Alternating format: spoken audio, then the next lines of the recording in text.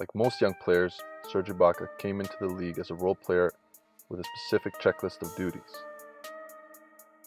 A rim-running, shot-blocking, high-level finisher around the basket, he played a key part in OKC's deep runs in the playoffs.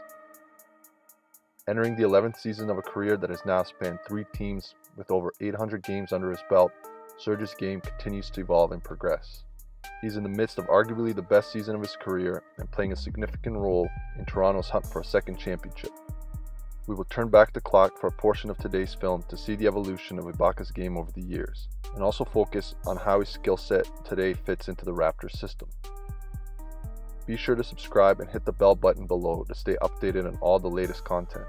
For complete breakdowns and analysis, visit our website at EduBasketball.com. The link to the site is in the description below. Ibaka spent the early part of his career as the ultimate role player surrounded by the super talented and ball-dominant trio of Kevin Durant, Russell Westbrook, and James Harden. Playing with high energy, he altered in blocked shots, then got out in transition for easy finishes above the rim.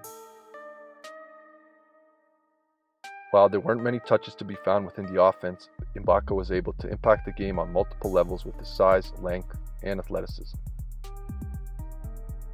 As an elite athlete, he created multiple second-chance opportunities by cleaning up the glass on the offensive end. Within the half-court, his primary role was to space in the dunker spot around the basket and play off a penetration created by the elite perimeter attackers. 70% of his shots came directly at the rim. In the pick and roll, he was mainly a roller where his finishing ability was utilized to its max. He was able to catch passes in traffic and complete plays against multiple defenders. However, it became apparent very early that his touch and soft hands would allow him to quickly expand his game and stretch it away from the basket.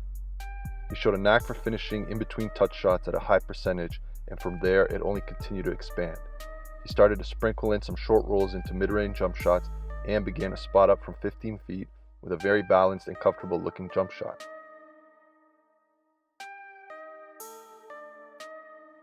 With the departure of James Harden, Ibaka's role continued to change as his game developed.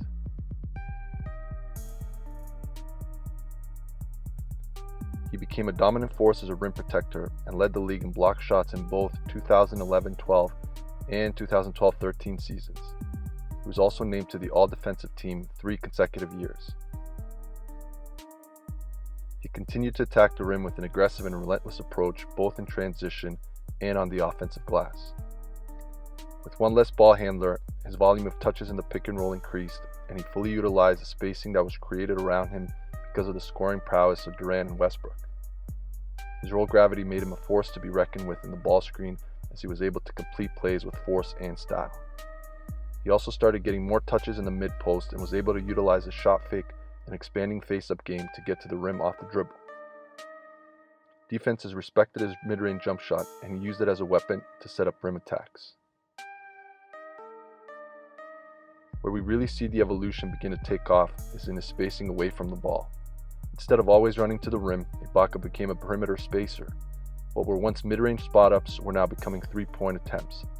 He was more than comfortable taking them and converted them at over 35% for 3 straight seasons. Things changed again in 2014-15. Ibaka had knee issues and was limited to 64 games that year. Kevin Durant missed significant time due to injuries, and Russell Westbrook was the focal point of the offense. Steven Adams became the full-time starter at the 5 spot, and this moved Ibaka into the power forward position that was becoming strictly perimeter-oriented in the three-point boom of the NBA. His shot chart completely flipped, and now 65% of his shots came from the perimeter. For the first time in his career, Ibaka shot below 50% from the field, and this trend would continue for 4 straight seasons. His numbers across the board decreased, shot blocking declined, as well as rebounding on both ends of the floor. Some of this had to do with his responsibility to stay outside defensively on the shooting fours, but there was also a noticeable drop in aggression and energy.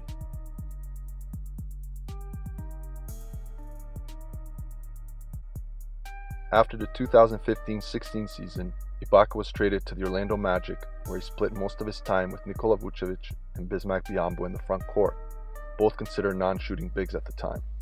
These pairings were very similar to the scenario in OKC with Adams, and it did very little to change the downward statistical trend in Serge's game. He continued to hover predominantly on the perimeter, taking off-balance and contested shots. After 56 games, he was traded to the Toronto Raptors. There were certainly many question marks about his game coming in. Were his best years behind him? Was he another version of Andrea Bargnani, an outside shooting big with no interest of playing in the paint or getting to the glass? The early indications were certainly not positive. Ibaka played significant minutes with Jonas Valanciunas, forcing him heavily on the perimeter once again. He didn't attack with the same aggression that he displayed at his peak in OKC. He was settling for mid-range jumpers. There was a significant drop-off in effectiveness and efficiency around the basket. All signs pointed to a player that was on the downward path in his career and had fully become an outside big. However, if we've learned anything about Ibaka, is that he continues to grow and his game never stops evolving. With the Valanciunas trade for Marc Gasol, it once again presented another pivot point in his career. As a result, he has spent more time at the 5 spot than in previous years, and even when he shares the floor with Gasol, the partnership is one that works and functions because of Marc's ability to play inside and outside. If we focus in on the season to date, Ibaka is averaging a career high in points, assists, and 3-point field goal percentage. There is an edge to his game and he's playing with an old aggression. Having the championship under his belt has brought a sense of calmness and patience to his approach. He's playing with rhythm and pace and is not forcing the issue. Instead, he's letting the game come to him and is able to fully maximize his skill set. Using the threat of his shot to set up dribble attacks to the rim rather than settling for contested jumpers has drastically increased his efficiency and added a new dimension to the Raptors' offense. His shot distribution has tilted back more towards the rim, where we now see 57% of his attempts coming from. This is allowing him to convert plays at a high percentage once again, but also get to the foul line at the second highest rate in his career. Ibaka's field goal percentage has climbed back over 50% for the second consecutive season. He is finding the right balance of inside-outside attacks. He is rolling hard to the rim on ball screens and is putting pressure on defenses to have to defend the paint. Punishing switches inside, he uses his size and strength to duck in hard and get the ball in easy scoring positions. He buries smaller defenders and completes plays with physicality inside. Even though his athleticism may not be the same level as when he entered the league, he's still finding ways to make an impact on the O glass. Mixing activity and savvy, he's able to get his hands on missed shots and give his team second chance opportunities. At just slightly below 40%, Ibaka has become one of the best shooting bigs in the league. He's shooting with great balance and rhythm, his stroke is very smooth, and he's able to make shots from deep in a variety of ways. The Raptors have fully utilized his outside potency and have put him in spots to put the most pressure on opposing teams. A 5-out system forces bigs to have long closeouts if they drop to protect the rim or shrink in, which they're naturally inclined to do. The latest factor in Serge's game has been his facilitating and playmaking. What were once one-dimensional scoring reads have now become assists to teammates.